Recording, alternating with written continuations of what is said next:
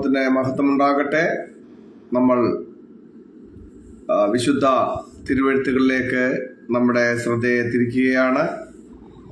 കഴിഞ്ഞ 4 ആഴ്ചകളായി നാം ചിന്തിച്ചു പോരുന്ന വിഷയം യേശുക്രിസ്തുവിനെ കുറിച്ച് തൻ്റെ ശിഷ്യന്മാർ അത്ഭുതപ്പെട്ട് അതിശയപരവശരായി മുന്നോട്ട് വെച്ച ഒരു ചോദ്യമാണ്. നമ്മളത് മർക്കോസിന്റെ സുവിശേഷം 4-ാം അധ്യായത്തിന്റെ 41-ാം വാക്യത്തിലും ലൂക്കോസ് എഴുതിയ സുവിശേഷം 8-ാം അധ്യായം അതിന്റെ 25-ാം വാക്യത്തിലും വായിക്കുന്നുണ്ട്. ഈ വചനഭാഗങ്ങളെ ആധാരമാക്കിയാണ് നമ്മൾ ഈ ചിന്ത തുടങ്ങിയത്. അത് ഇന്ന് 5-ാമത്തെ ഭാഗത്തേക്ക് നമ്മൾ എത്തിയിരിക്കുകയാണ്. അപ്പോൾ ഒരിക്കൽ കൂടി നമ്മൾ നമ്മുടെ ഈ വിഷയത്തോടുള്ള ബന്ധത്തിൽ നമ്മൾ വായിച്ചു തുടങ്ങിയ കുറിവാക്യത്തിലേക്ക് പോവുകയാണ്. മർക്കോസ് എഴുതിയ സുവിശേഷം 4-ാം അധ്യായം അതിൻ്റെ 41-ാം വാക്യം വായിക്കാം.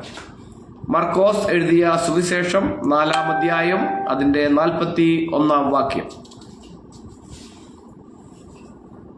ലിബിന വായിച്ച മോളെ.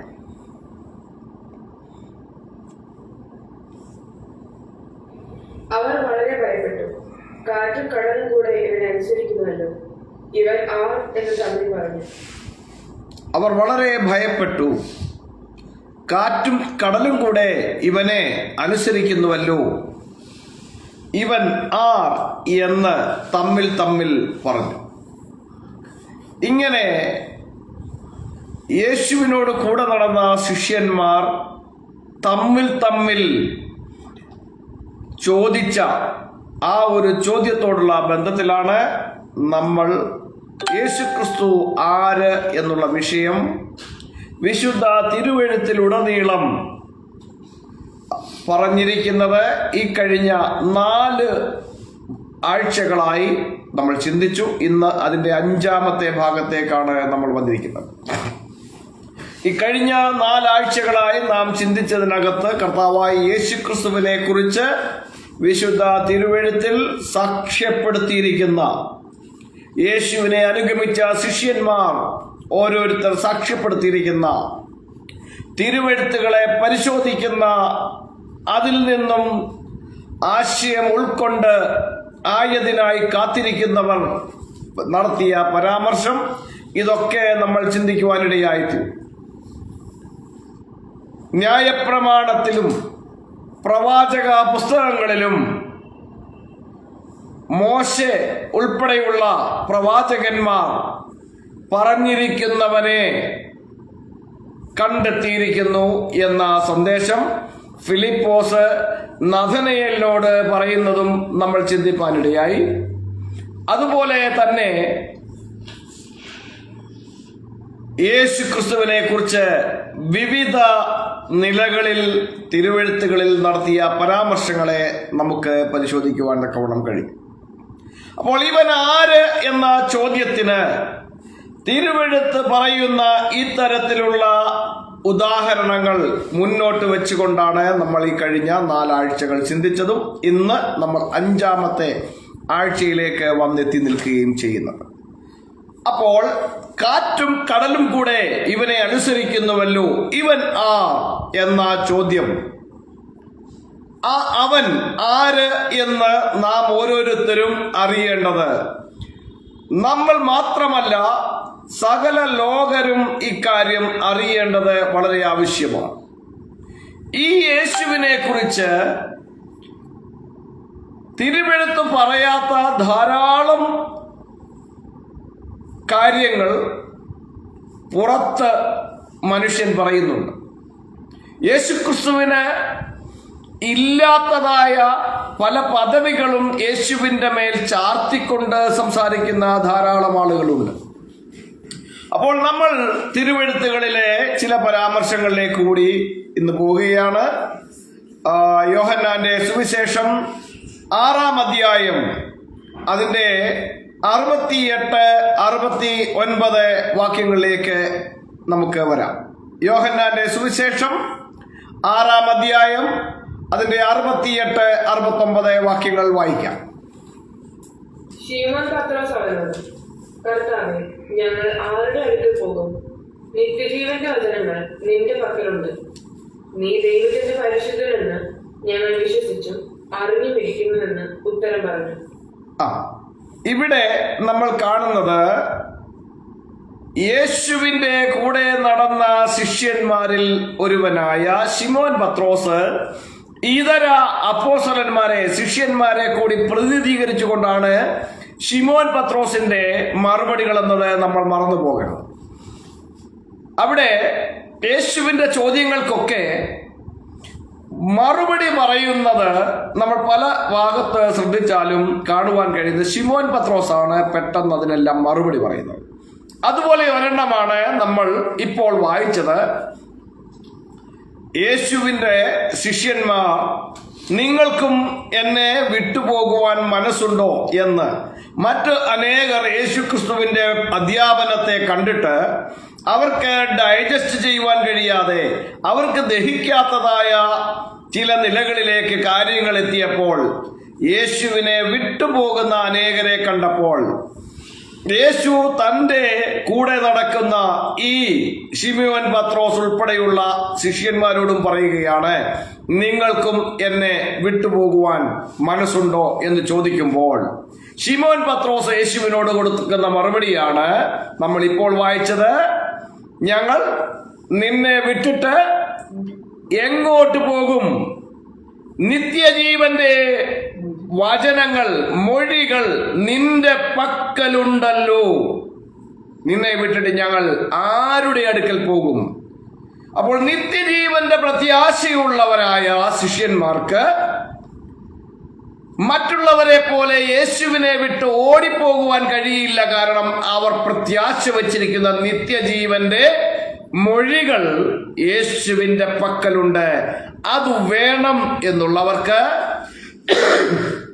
അപ്പത്തിനായി യേശുവിനെ അനുഗമിക്കുന്നവരെ പോലെ, ഭൗതിക സമ്പത്തുകൾക്കായി യേശുവിനെ അനുഗമിക്കുന്നവരെ പോലെ അവസരത്തിനനുസരിച്ച് മാറുവാൻ കഴിയുന്നതല്ല എന്നുള്ളതാണ് ഇവിടെ നിന്ന് നമ്മൾ കാണുന്ന വസ്തുത. അപ്പോൾ യേശുവിനെ സത്യസന്ധമായി അനുഗമിക്കുവാൻ ആഗ്രഹിക്കുന്ന ഒരുവൻ പ്രത്യാശ വയ്ക്കേണ്ടത് നിത്യജീവങ്കലാണ്. ഈ ലോകത്തുള്ള, ഈ ഭൂമിയിലുള്ള യാതൊരു വിധമായ ഭൗതിക വസ്തുക്കളിലും ആശ വയ്ക്കുവാൻ നമ്മുടെ കർത്താവ് പഠിപ്പിച്ചിട്ടില്ല. വിശുദ്ധ തിരുവെഴുത്ത് നമ്മെ പഠിപ്പിക്കുന്നില്ല. നമ്മെ പഠിപ്പിക്കുന്നത് നിത്യജീവന്റെ പ്രത്യാശയുള്ളവരായി മാറുക എന്നുള്ളതാണ്. ആ നിത്യജീവനിലേക്ക് നമ്മെ നയിക്കുവാനുള്ള വചനങ്ങൾ നിന്റെ പക്കലുണ്ട്. ആ നിത്യജീവനിലേക്ക് ഞങ്ങളെ നയിക്കുവാനുള്ള മൊഴികൾ നിന്റെ പക്കലുണ്ട്. നിന്നെ വിട്ടിട്ട് ഞങ്ങൾ ആരുടെ അടുക്കൽ പോകും എന്ന മറു ചോദ്യമാണ് നിങ്ങൾക്കും പോകുവാൻ മനസ്സുണ്ടോ എന്ന യേശുവിന്റെ ചോദ്യത്തിന് ശിഷ്യന്മാരെ പ്രതിനിധീകരിച്ചുകൊണ്ട് ശിമോൻ പത്രോസ് കൊടുക്കുന്നത്. ഇവിടെ ശിമോൻ പത്രോസ് അതിൽ എടുത്തു പറയുന്ന പ്രസ്താവന നീ ദൈവത്തിന്റെ പരിശുദ്ധനാണ് എന്നുള്ളതാണ്. അപ്പോൾ കാറ്റും കടലും കൂടെ ഇവനെ അനുസരിക്കുന്നുവല്ലോ, ഇവൻ ആര് എന്ന് ഒരിക്കൽ പരസ്പരം ചോദ്യം ചോദിച്ച അപ്പോസ്തലന്മാർക്ക്, യേശുവിന്റെ ശിഷ്യന്മാർക്ക് ഇപ്പോൾ ഇതാ കൃത്യത വന്നിരിക്കുകയാണ്. ഇവൻ ആരാണ്? ഇവൻ ദൈവത്തിന്റെ പരിശുദ്ധനാണ്. നിത്യജീവന്റെ മൊഴികൾ ഇവന്റെ പക്കലുണ്ട്.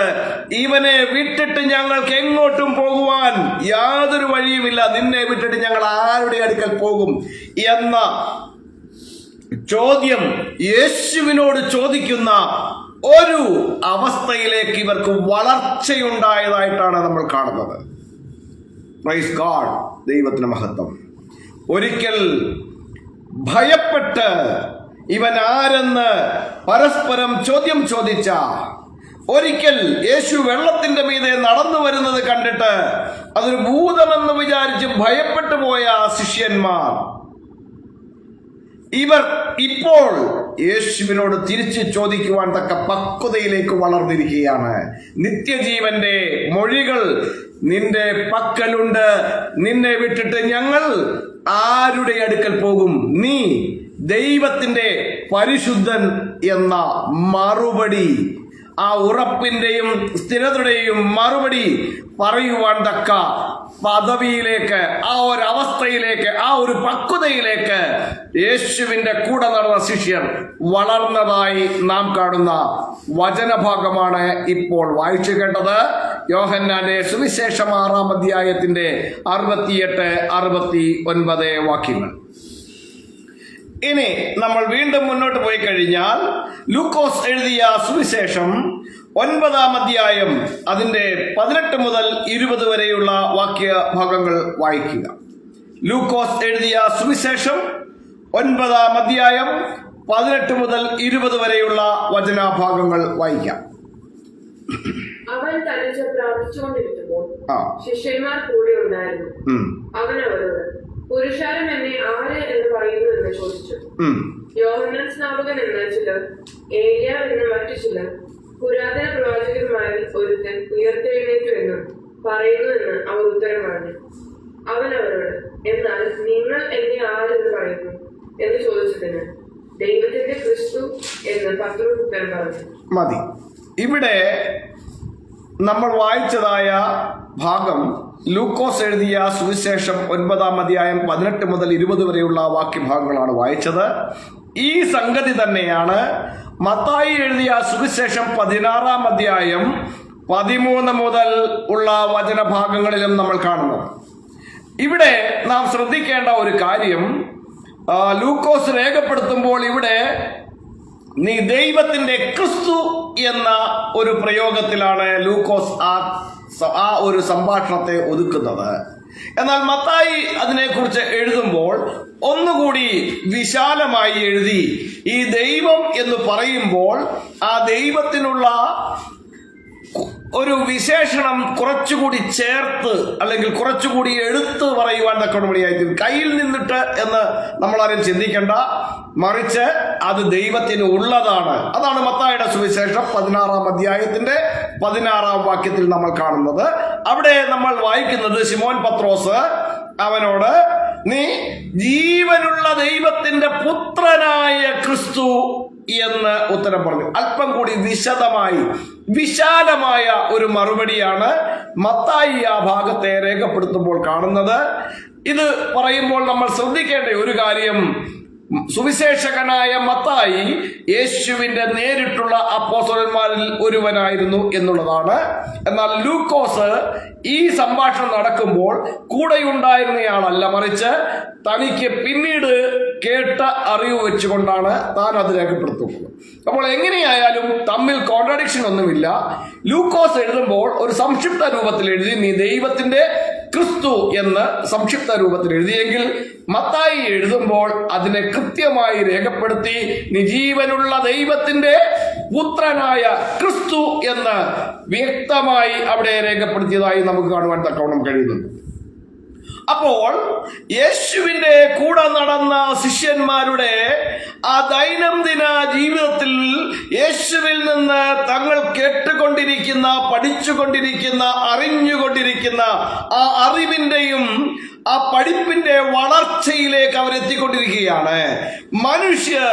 മനുഷ്യപുത്രനെ കുറിച്ച് അവൻ ആരെന്ന് പറയുന്നു എന്ന് ഫിലിപ്പിന്റെ കൈസരിയിൽ വെച്ച് യേശു ശിഷ്യന്മാരോട് ചോദിക്കുമ്പോൾ അവർ പറയുന്നത്, നാട്ടുകാരൊക്കെ പറയുന്നത് എന്താണ്? നീ യോഹന്നാൻ സ്നാപകനാണെന്ന് ചിലർ പറയുന്നുണ്ട്, ചിലർ പറയുന്നത് നീ പ്രവാചകന്മാരിൽ ഒരുവനാണെന്ന് പറയുന്നുണ്ട്, ചിലർ പറയുന്നത് നീ ഏലിയാവാണെന്ന് പറയുന്നുണ്ട്. ഇങ്ങനെ വിവിധ തരത്തിൽ നാട്ടുകാർ നിന്നെ കുറിച്ച് പറയുന്നുണ്ട്. അപ്പോൾ ഈ നാട്ടുകാരൊക്കെ ഇത് പറയുന്നത് എന്താണ്?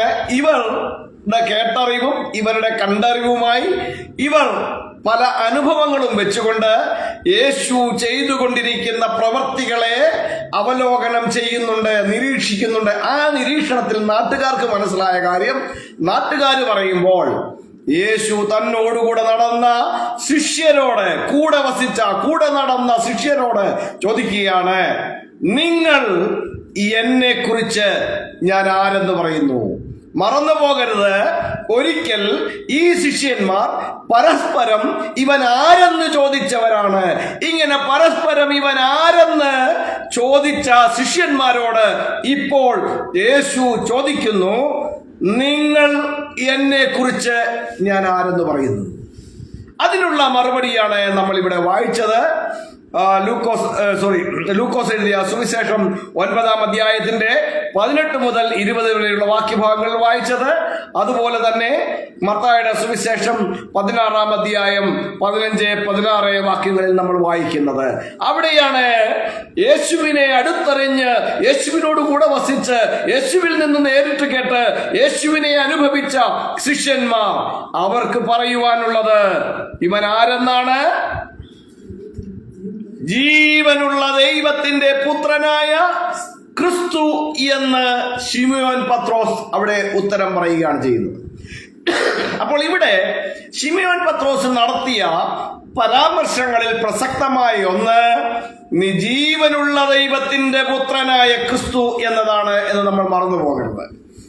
ജീവനുള്ള ദൈവം എന്നുള്ള പരാമർശം നമ്മൾ ബൈബിളിൽ കാണുന്നത് യിരെമ്യാ പ്രവാചകന്റെ പുസ്തകം 10-ാം അധ്യായത്തിന്റെ 10-ാം വാക്യത്തിൽ കാണുന്നുണ്ട്. ആരെ കുറിച്ചാണ് ജീവനുള്ള ദൈവം എന്ന് വിശുദ്ധ വേദപുസ്തകം പറഞ്ഞിരിക്കുന്നതെന്ന് നമുക്ക് അവിടെ കാണുവാൻ കഴിയും. അവിടെ നമ്മൾ വായിക്കുന്നത് യിരെമ്യാ 10:10. ഈ പറഞ്ഞ പരാമർശം നമുക്കവിടെ കാണാം. യിരെമ്യാ 10:10. യഹോവയോ സത്യദൈവം, അവൻ ജീവനുള്ള ദൈവവും ശാശ്വത രാജാവുമാകുന്നു. അപ്പോൾ ആരാണ് ഈ ശിമയോൻ പത്രോസ് ഇവിടെ പറയുന്ന ജീവനുള്ള ദൈവം? അത് യഹോവയായ ദൈവമാണ്. യാഹുവ എന്ന് എന്നേക്കും നാമമുള്ളവനായി മോശയോട് മുൾപ്പടർപ്പ് ഭാഗത്ത് ഞാൻ അബ്രഹാമിന്റെ ദൈവവും ഇസഹാക്കിന്റെ ദൈവവും യാക്കോബിന്റെ ദൈവവുമായി നിന്റെ പിതാക്കന്മാരുടെ ദൈവമാണെന്ന് അരുളി ചെയ്തവനെയാണ് വിശുദ്ധ വേദപുസ്തകം ജീവനുള്ള ദൈവം എന്ന് പറഞ്ഞിരിക്കുന്നത്. അപ്പോൾ ഈ ജീവനുള്ള ദൈവത്തിന്റെ ആരാണ് യേശുക്രിസ്തു എന്നാണ് പറഞ്ഞിരിക്കുന്നത്? പുത്രനായ ക്രിസ്തു. You are Christ, the son of the living God എന്ന് പറഞ്ഞു കഴിഞ്ഞാൽ യിരെമ്യാ പ്രവാചകന്റെ പുസ്തകം 10-ാം അധ്യായം 10-ാം വാക്യത്തിലും പുറപ്പാട് പുസ്തകം 3-ാം അധ്യായത്തിന്റെ 15-ാം വാക്യത്തിലും കാണുന്ന യാഹുവ എന്ന് എന്നേക്കും നാമമുള്ളവനായ ദൈവത്തിന്റെ പുത്രനായ ക്രിസ്തുവാണ് ഈ യേശു എന്നത്. യേശുവിനെ കുറിച്ച് ഒരിക്കൽ ഇവൻ ആരെന്ന് പരസ്പരം ചോദിച്ച ശിഷ്യന്മാർക്ക് ബോധ്യപ്പെട്ടു. Jesus is the son of the living God. The same is the God of Abraham, Isaac and Jacob, the God of our fathers. അപ്പോൾ ആ ഒരു കൺവിക്ഷനിലേക്ക് ശിഷ്യന്മാർ എത്തിപ്പെട്ടതായി നമുക്കിവിടെ നിന്ന് മനസ്സിലാക്കുവാൻ തക്കോണം കഴിയും. പ്രിയരെ, യേശുവിനെ കുറിച്ചുള്ള അറിവിന്റെ വളർച്ച ഇങ്ങനെ മുന്നോട്ട് പോകുകയാണ്. അപ്പോൾ ഇവിടെ പഴയ നിയമത്തിൽ മോശയോട് മുൾപ്പടർപ്പ് ഭാഗത്ത് അരുളി ചെയ്തവനായ ദൈവമാരാണോ ആ ഒരേ ഒരുവൻ മാത്രമായ യാഹുവ എന്ന് എന്നേക്കും നാമമുള്ള സകലത്തിന്റെ സൃഷ്ടാവായ സർവശക്തനായ ഒരേ ഒരുവൻ മാത്രമായ ദൈവത്തിന്റെ പുത്രനായ ക്രിസ്തു ആണ് യേശു എന്നത്. ആ അറിവിലേക്ക് യേശുവിന്റെ ശിഷ്യന്മാർ വളർന്നു കഴിഞ്ഞിരിക്കുന്നു. അപ്പോൾ ദൈവത്തിന്റെ പരിശുദ്ധനാണ്, ദൈവത്തിന്റെ ക്രിസ്തുവാണ് എന്ന ലെവലിലേക്ക് ഇവർ വളർന്നു. ഇനി അങ്ങോട്ട് അപ്പോസ്തല പ്രവൃത്തികളുടെ പുസ്തകത്തിലേക്ക് പോകുമ്പോൾ അപ്പോസ്തലനായ പൗലോസ് യേശുവിനെ കണ്ട ശേഷം എന്ന് പറയുമ്പോൾ ലിറ്ററലി മറ്റുള്ള ശിഷ്യന്മാർ യേശുവിനെ കണ്ടതുപോലെ കണ്ടു എന്നല്ല ഞാൻ ഇവിടെ അർത്ഥമാക്കുന്നത്. യേശു ആര് എന്ന വിഷയത്തിൽ യേശുവിന്റെ കൂടെ നടന്ന അപ്പോസ്തലന്മാരുടെ സ്റ്റേറ്റ്മെന്റ് നമ്മളിവിടെ വ്യക്തമായി പരിശോധിച്ചു കഴിഞ്ഞു. ഇവിടെ ലൂക്കോസ് സുവിശേഷം എഴുതുമ്പോൾ പരാമർശം നടത്താത്ത ചില കമ്മ്യൂണിക്കേഷൻ കൂടി മത്തായി എഴുതിയ സുവിശേഷം 16-ാം അധ്യായത്തിൽ തുടർന്ന് ഈ വിഷയത്തിൽ തന്നെ യേശു പറയുന്നത് കൂടി നമ്മൾ ശ്രദ്ധിക്കേണ്ടത് വളരെ ആവശ്യമാണ്. ശിമിയോൻ പത്രോസിന്റെ മറുപടി കേട്ട യേശു ശിമിയോനോട് തിരികെ പറഞ്ഞ കാര്യങ്ങൾ തുടർന്ന് വായിക്കുന്നു. മത്തായി 16-ന്റെ 17-ാം വാക്യം മുതൽ നമുക്ക് വായിക്കാം. മത്തായി എഴുതിയ സുവിശേഷം 16-ാം അധ്യായം 17 മുതൽ വായിക്കാം. യേശു അവനോട് വായിച്ചോളൂ. നീ ഭാഗ്യവാൻ, ജഡരക്തങ്ങളല്ല സ്വർഗസ്ഥനായ എന്റെ പിതാവത്രേ നിനക്ക് ഇത് വെളിപ്പെടുത്തിയത്. നീ പത്രോസാകുന്നു, ഈ പാറമേൽ ഞാൻ എന്റെ സഭയെ പണി. മതി. അപ്പോൾ ഇവിടെ അതിനെ ജയിക്കുകയില്ല. മതി. അപ്പൊ ഇവിടെ യേശു ശിമിയോന്റെ മറുപടി കേട്ടപ്പോൾ ശിമിയോനോട് തിരികെ പറയുന്ന ഭാഗം ലൂക്കോസ് രേഖപ്പെടുത്തിയിട്ടില്ല, അത് മത്തായി രേഖപ്പെടുത്തിയിട്ടുണ്ട്. യേശു ശിമിയോനോട് പറയുകയാണ്, ബർയോന ശിമോനെ, നീ ഭാഗ്യവാൻ, ജഡരക്തങ്ങളല്ല സ്വർഗസ്ഥനായ എന്റെ പിതാവത്രേ നിനക്കിത് വെളിപ്പെടുത്തി തന്നത്. ശ്രദ്ധിക്കണം, വളരെ പ്രസക്തമായ ഭാഗമാണ്. ജഡരക്തങ്ങളല്ല നിനക്കിത് വെളിപ്പെടുത്തി തന്നത്, ഇത് സ്വർഗസ്ഥനായ എന്റെ പിതാവ് വിച്ച് ഈസ് ഇൻ ഹെവൻ, എന്റെ പിതാവ് സ്വർഗസ്ഥനായവൻ ആണ് നിനക്കിത് വെളിപ്പെടുത്തി തന്നിരിക്കുന്നത്. അപ്പോൾ യേശു ജീവനുള്ള ദൈവത്തിന്റെ പുത്രനായ ക്രിസ്തുവാണ് എന്ന വെളിപ്പാട് ജഡരക്തങ്ങളുടേതല്ല എന്ന് പറഞ്ഞു കഴിഞ്ഞാൽ മനുഷ്യന്റെ വെളിപ്പാടല്ല, മനുഷ്യൻ കൊടുത്തതായ വ്യാഖ്യാനമോ മനുഷ്യൻ കൊടുത്തതായ വെളിപ്പാടുകളോ അല്ല, മറിച്ച് മനുഷ്യന്റെ ബുദ്ധിയിൽ നിന്ന് ഉദിച്ചതായ ഒരു കാര്യമല്ല, മറിച്ച് ഇത് യേശുവിന്റെ പിതാവ് സ്വർഗസ്ഥനായവൻ വെളിപ്പെടുത്തി കൊടുത്തതാണ് എന്ന് യേശു സാക്ഷ്യപ്പെടുത്തുകയാണ്. അപ്പോൾ സ്വർഗസ്ഥനായ പിതാവ് ഈ യേശു ആരെന്ന് തന്നെ യേശുവിന്റെ ശിഷ്യന്മാർക്ക് വെളിപ്പെടുത്തി കൊടുക്കുകയും ശിഷ്യന്മാർ അതിനെ പ്രസ്താവിക്കുകയും ചെയ്തു. അപ്പോൾ സ്വർഗസ്ഥനായ പിതാവ് ഈ വെളിപ്പെടുത്തി കൊടുത്തതിനേക്കാൾ കൂട്ടുവാനും കുറയ്ക്കുവാനും ആർക്കെങ്കിലും അധികാരമുണ്ടോ? ഒരാൾക്കും അധികാരമില്ല. അതുകൊണ്ട് തന്നെ എന്റെ കേൾവിക്കാരായ പ്രിയരെ, നിങ്ങൾ വിശുദ്ധ തിരുവെഴുത്തുകളെ പരിശോധിക്കുകയും പഠിക്കുകയും ചെയ്യുമ്പോൾ മനസ്സിലാക്കേണ്ട ഒരു കാര്യമുണ്ട്. മനുഷ്യന്റെ വ്യാഖ്യാനത്താൽ, മനുഷ്യന്റെ സ്വന്തം താല്പര്യപ്രകാരം ഓരോരുത്തരും പടച്ചുണ്ടാക്കുന്ന ഉപദേശങ്ങളുടെ പിന്നാലെ പോകാതെ എന്താണ് വിശുദ്ധ തിരുവെഴുത്ത് വ്യക്തമായി പഠിപ്പിക്കുന്നത്, സ്വർഗസ്ഥനായ പിതാവ് യേശുവിനെ കുറിച്ച് യേശുവിന്റെ ശിഷ്യന്മാർക്ക് വെളിപ്പെടുത്തി കൊടുത്തത് എന്താണ് എന്ന് പരിശോധിച്ചറിയേണ്ടത് വളരെ ആവശ്യമാണ്. അതിനു മീതേക്ക് കയറുവാൻ ഈ ഭൂമിയിൽ ആരെയും ദൈവം അനുവദിക്കുന്നില്ല എന്നത് നിങ്ങൾ മറന്നു പോകരുത്. യേശു ജീവനുള്ള ദൈവത്തിന്റെ പുത്രനായ ക്രിസ്തു എന്നതാണ് സ്വർഗസ്ഥനായ പിതാവ് വെളിപ്പെടുത്തി കൊടുത്ത് ശിമിയോൻ പത്രോസ് പ്രസ്താവിച്ച് യേശു ക്രിസ്തു സാക്ഷ്യപ്പെടുത്തിയത്.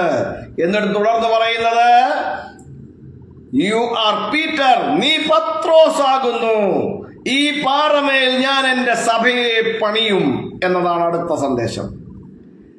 പലരും വിചാരിക്കുന്നത് ഈ ശിമിയോൻ പത്രോസാണ് പാറ എന്നാണ്, അങ്ങനെ വ്യാഖ്യാനിക്കുന്ന ചിലരൊക്കെയുണ്ട്. എന്നാൽ ഇവിടെ യേശു അർത്ഥമാക്കുന്നത് എന്താണ്? ഈ വെളിപ്പാടാണ് പാറ. യേശു ജീവനുള്ള ദൈവത്തിന്റെ പുത്രനായ ക്രിസ്തു എന്ന് സ്വർഗസ്ഥനായ പിതാവ് വെളിപ്പെടുത്തി കൊടുത്ത ഈ വസ്തുത, ഈ സത്യം, ഇതാണ് പാറ. യേശു ഉദ്ദേശിച്ച പാറ അതാണ്. അതിന്റെ മേലാണ് യേശു തന്റെ സഭയെ പണിയുന്നത്, പണിതുകൊണ്ടിരിക്കുന്നത് എന്ന് നമ്മൾ മറന്നു പോകരുത്. ഇതിനെ ഉറപ്പിക്കുന്ന ഒരു പ്രസക്തമായ വചനഭാഗം കൂടി നമുക്ക് പരിശോധിക്കാവുന്നതാണ്. അപ്പോസ്തല പ്രവൃത്തികളുടെ പുസ്തകം 8-ാം അധ്യായത്തിലേക്ക് നമ്മുടെ ശ്രദ്ധയെ തിരിക്കാം.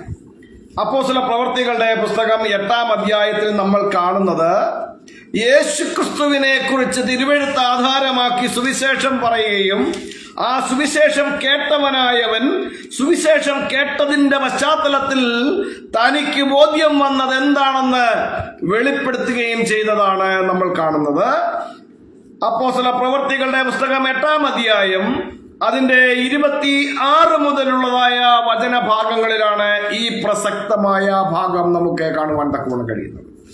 അപ്പോസ്തല പ്രവൃത്തികളുടെ പുസ്തകം 8-ാം അധ്യായത്തിന്റെ 26 മുതലുള്ള വചനഭാഗങ്ങൾ നമ്മൾ ഇപ്പോൾ എല്ലാം കൂടി വായിക്കുവാൻ സമയമില്ലാത്തത് കൊണ്ട് പ്രിയപ്പെട്ടവർ അതിന്റെ സംക്ഷിപ്ത രൂപം മനസ്സിലാക്കണം.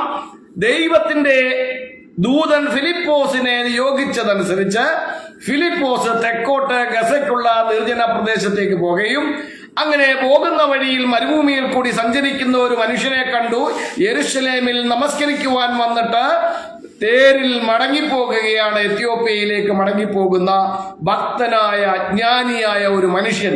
അദ്ദേഹം വായിക്കുന്നത് യെശയ്യാ പ്രവാചകന്റെ പുസ്തകം 53-ാം അധ്യായത്തിലെ വചനഭാഗങ്ങളാണെന്നുള്ളത് അവിടെ നമുക്ക് കാണുവാൻ കഴിയുന്നുണ്ട്. ഈ വചനം വായിച്ചു പോകുന്ന മനുഷ്യനോട് നീ വായിക്കുന്നത് ഗ്രഹിക്കുന്നോ എന്ന് ഫിലിപ്പോസ് ചോദിക്കുകയും ഒരുവൻ പൊരുൾ തിരിച്ചു തരാഞ്ഞാൽ ഞാൻ എങ്ങനെ ഗ്രഹിക്കുമെന്ന് തിരിച്ചു മറുപടി പറയുകയും ഈ ഫിലിപ്പോസിനോട് തന്നോടുകൂടെ കയറിയിരിക്കുവാൻ അദ്ദേഹം ആവശ്യപ്പെടുകയും ചെയ്തതായും അതിന്റെ പശ്ചാത്തലത്തിൽ ഈ ഫിലിപ്പോസ് ഇദ്ദേഹം വായിച്ച യെശയ്യാ പ്രവാചകന്റെ പുസ്തകം 53-ാം അധ്യായം ആധാരമാക്കി യേശുക്രിസ്തുവിനെ കുറിച്ചുള്ള സുവിശേഷം പറഞ്ഞതായും നമ്മൾ കാണുന്നുണ്ട്. അപ്പോൾ യേശുവിന്റെ ശിഷ്യന്മാർ പറഞ്ഞ സുവിശേഷത്തിലൂടെ ആ സുവിശേഷം കേൾക്കുന്നവൻ ഈ യേശു ആരെന്ന് മനസ്സിലാക്കി അതിന് മറുപടി പറയുന്ന ഒരു ഭാഗത്തേക്കാണ് നമ്മൾ ഇപ്പോൾ എത്തുന്നത്. അങ്ങനെ വഴിപോകയിൽ വെള്ളമുള്ളൊരു സ്ഥലത്ത് എത്തിയപ്പോൾ വാക്യം 36 നമ്മൾ കാണുന്നത്. അപ്പോസ്തല പ്രവൃത്തി 8-ന്റെ 36 നമ്മൾ ഇപ്പോൾ വായിക്കുന്നത്.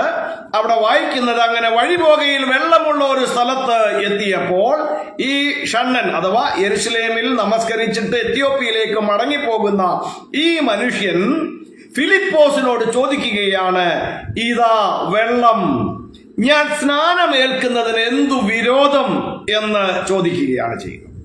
അതിന് ഫിലിപ്പോസ് മറുപടി പറയുന്നത്, നീ പൂർണ്ണ ഹൃദയത്തോടെ വിശ്വസിക്കുന്നു എങ്കിലാകാമെന്നാണ്. അപ്പോൾ യേശുക്രിസ്തുവിനെ കുറിച്ചുള്ള സുവിശേഷം കേട്ട ഈ മനുഷ്യൻ തനിക്ക് സ്നാനമേൽക്കണമെന്നുള്ള തീരുമാനത്തിലേക്ക് എത്തുകയാണ്. ആ തീരുമാനത്തിന്റെ പശ്ചാത്തലത്തിൽ ഇതാ വെള്ളം, ഞാൻ സ്നാനമേൽക്കുന്നതിന് എന്ത് വിരോധമെന്ന് ചോദിക്കുമ്പോൾ ആ സുവിശേഷം പറഞ്ഞു കൊടുത്ത ഫിലിപ്പോസിന് അവനോട് പറയുവാനുള്ളത്, നീ പൂർണ്ണ ഹൃദയത്തോടെ വിശ്വസിക്കുന്നു എങ്കിലാകാമെന്നാണ്. ആ മറുപടിക്ക് മുമ്പിൽ ഈ മനുഷ്യൻ തിരിച്ചു പറഞ്ഞ മറുപടി എന്താണെന്നുള്ളത് വളരെ പ്രത്യേകം ശ്രദ്ധിക്കേണ്ടതാണ്. 37-ാം വാക്യം, അപ്പോസ്തല പ്രവൃത്തി 8-ാം അധ്യായത്തിന്റെ 37-ാം വാക്യത്തിൽ നമ്മൾ വായിക്കുന്നത് ഇങ്ങനെയാണ്, യേശുക്രിസ്തു ദൈവപുത്രൻ എന്ന് ഞാൻ വിശ്വസിക്കുന്നു. ഒരു തിരുത്തലിനും ഫിലിപ്പോസ് മുതിർന്നതായി നമ്മൾ അവിടെ കാണുന്നില്ല. മറന്നു പോകരുത്, ഒരു തിരുത്തലും ഫിലിപ്പോസ് അവിടെ നടത്തിയിട്ടില്ല. യേശുക്രിസ്തുവിനെ കുറിച്ചുള്ള സുവിശേഷം കേട്ടവൻ യേശുക്രിസ്തുവിനെ കുറിച്ച് തിരുവെഴുത്ത് ആധാരമാക്കി മനസ്സിലാക്കേണ്ടത് എന്താണെന്നുള്ളത് വളരെ സ്ഫുടതയോടുകൂടി അവിടെ കിടക്കുകയാണ്. യേശുക്രിസ്തു ആരാണെന്നാണ്? യേശുക്രിസ്തു ദൈവത്തിന്റെ പുത്രനാണ് എന്ന് ഞാൻ വിശ്വസിക്കുന്നു എന്ന് അവൻ പൂർണ്ണ ഹൃദയത്തോടെ അവന്റെ വിശ്വാസത്തെ ഏറ്റുപറയുന്നു. ഈ വിശ്വാസത്തെ സ്വന്തമായി ബോധ്യപ്പെട്ട് അറിവോടെ ഏറ്റുപറഞ്ഞവനോട് പറയുകയാണ്, നീ തേര് നിർത്ത്. അങ്ങനെ ഇരുവരും ആരൊക്കെയാണ്? ഈ ഫിലിപ്പോസ് എന്ന സുവിശേഷകനും ആ സുവിശേഷം കേട്ട് യേശുക്രിസ്തു ആരെന്ന് തിരിച്ചറിഞ്ഞവനായ ഈ മനുഷ്യനും, അവർ ഇരുവരും വെള്ളത്തിൽ ഇറങ്ങി ഫിലിപ്പോസ് അവനെ സ്നാനം കഴിപ്പിച്ചു. ഇതാണ് നമ്മളവിടെ കാണുന്നത്. അപ്പോൾ യേശുക്രിസ്തുവിനെ കുറിച്ചുള്ള സുവിശേഷം കേൾക്കുന്ന ഒരുവൻ അറിയേണ്ടത് യേശു ദൈവത്തിന്റെ പുത്രനായ ക്രിസ്തു ആണ് എന്നുള്ളതാണ്. എന്ന് പറഞ്ഞാൽ ആരാണ് ദൈവം എന്നതാണ് അവിടെ വ്യക്തമാക്കുന്നത്. യേശുക്രിസ്തുവിന്റെ പിതാവാണ് ദൈവം എന്നതാണ്, മറന്നു പോകരുത്. അപ്പോൾ സുവിശേഷം കേട്ട് പൂർണ്ണ ഹൃദയത്തോടെ സത്യസന്ധമായി ഒരുവൻ വിശ്വസിക്കേണ്ടത് യേശു ദൈവപുത്രനായ ക്രിസ്തു എന്നാണ്. അതിനപ്പുറത്തേക്കുള്ളതായ ദുർവ്യാഖ്യാനങ്ങൾ ആരെങ്കിലും നടത്തുന്നുണ്ടെങ്കിൽ അവർ ക്രിസ്തുവിന്റെ സുവിശേഷമല്ല പഠിപ്പിക്കുന്നത്, അവർ യേശുക്രിസ്തുവിനെ കുറിച്ചുള്ള സുവിശേഷമല്ല പഠിപ്പിക്കുന്നത്, അവർ പഠിപ്പിക്കുന്നത് മനുഷ്യന്റെ സുവിശേഷമാണ്. മാനുഷികമായി അവർ നിർമ്മിക്കുന്ന അവരുടെ സ്വന്തം വ്യാഖ്യാനങ്ങളാൽ അവർ നിർമ്മിച്ചുണ്ടാക്കുന്ന ഉപദേശമാണെന്ന് മറന്നു പോകരുത്. മത്തായി എഴുതിയ സുവിശേഷം 16-ാം അധ്യായത്തിന്റെ 16-ാം വാക്യത്തിൽ ശിമോൻ പത്രോസ് യേശുക്രിസ്തു ആരെന്ന് പ്രസ്താവിക്കുകയും അത് സ്വർഗസ്ഥനായ പിതാവിന്റെ വെളിപ്പാടാണെന്ന് വ്യക്തമാക്കി കൊടുക്കുകയും ആ വിശ്വാസത്തിന്റെ മേലാണ് യേശുക്രിസ്തു തന്റെ സഭയെ പണിയുന്നതെന്ന് അവിടെ ഉറപ്പിക്കുകയും ചെയ്തിരിക്കെ അതിനെ സ്ഥാപിക്കുന്ന വിധത്തിൽ തന്നെയാണ് യേശുവിനോട് കൂടെ നടന്ന ശിഷ്യന്മാർ, യേശുവിന്റെ അനുയായികൾ യേശുവിനെ കുറിച്ചുള്ള സുവിശേഷം പഠിപ്പിക്കുമ്പോൾ അവരാരും എവിടെയും പഠിപ്പിച്ചില്ല ഈ യേശുക്രിസ്തുവാണ് ദൈവമെന്ന്. അവരാരും പഠിപ്പിച്ചില്ല യേശുക്രിസ്തുവാണ് സകലത്തിന്റെ സൃഷ്ടാവെന്ന്.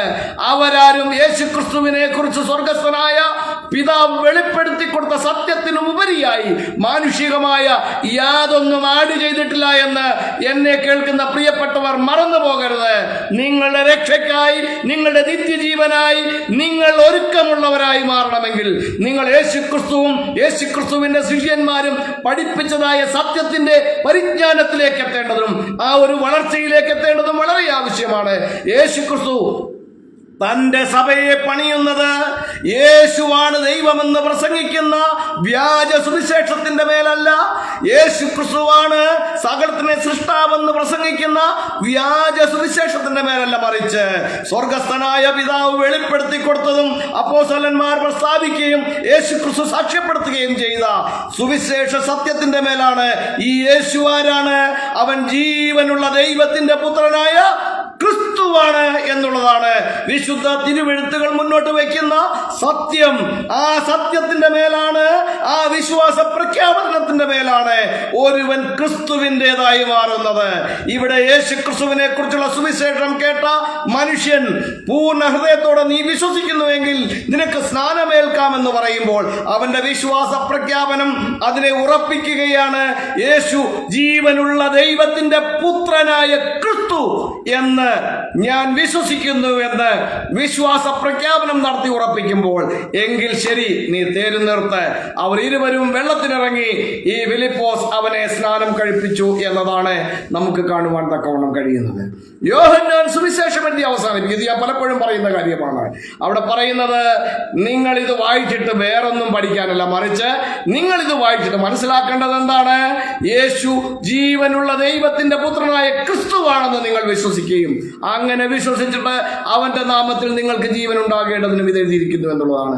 ആകയാൽ എന്റെ കേൾവിക്കാരായ പ്രിയരെ, നാം സുവിശേഷത്തിന്റെ സത്യത്തിലേക്ക്, അതിന്റെ പരിജ്ഞാനത്തിലേക്ക് എത്തുകയും കർത്താവായ യേശു ക്രിസ്തുവിനാൽ ലഭ്യമാകുന്ന നിത്യജീവന്റെ പരിജ്ഞാനത്തിലേക്ക് വളരുകയും ചെയ്യേണ്ടത് വളരെ ആവശ്യമാണ്. ഈ ലോകത്തിലെ സൗഭാഗ്യങ്ങൾക്ക് വേണ്ടി യേശുവിനെ അനുഗമിക്കാമെന്ന് ആരെങ്കിലും ഇച്ഛിക്കുന്നുവെങ്കിൽ അവൻ അവസരോചിതമായി യേശുവിനെ വിട്ടുപോകും.